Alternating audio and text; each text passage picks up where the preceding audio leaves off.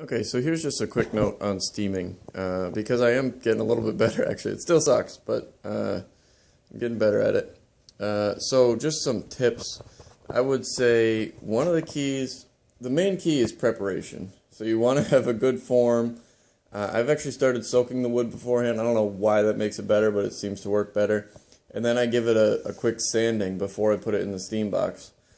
Again, I'm not sure why exactly that works. Maybe takes off some of the little ends that are most likely to fray. Another thing that's very helpful is this strip of metal here that I have going around. It goes all the way around the wood. And that's because wood is much happier to be compressed than it is to be stretched. And so by putting this metal piece around it on both sides, as you're bending it, you're translating those forces into compression forces along the inside of the form rather than stretching along the outside. And so that seems to help as well. I've improved my success rate to around 85%.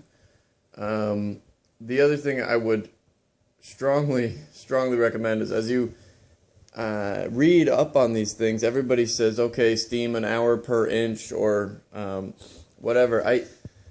My take on that is that it's very dependent on your own steam box. It might be an hour per inch at a specific temperature, but my box does not seem to work that way. And so I've kind of figured out, for me, it's about 45 minutes per half an inch. You can overdo it. I've broken a few by trying to cook them too long. But I think it's got more to do with the construction of your steam box and how well it works, and maybe even the temperature outside. I don't know, maybe the specific individual piece of wood.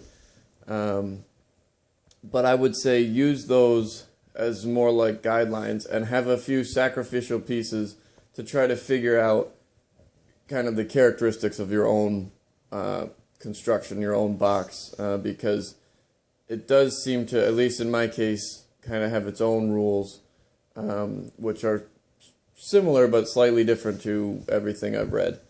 So that's just another thing to think about, and the next phase in the process.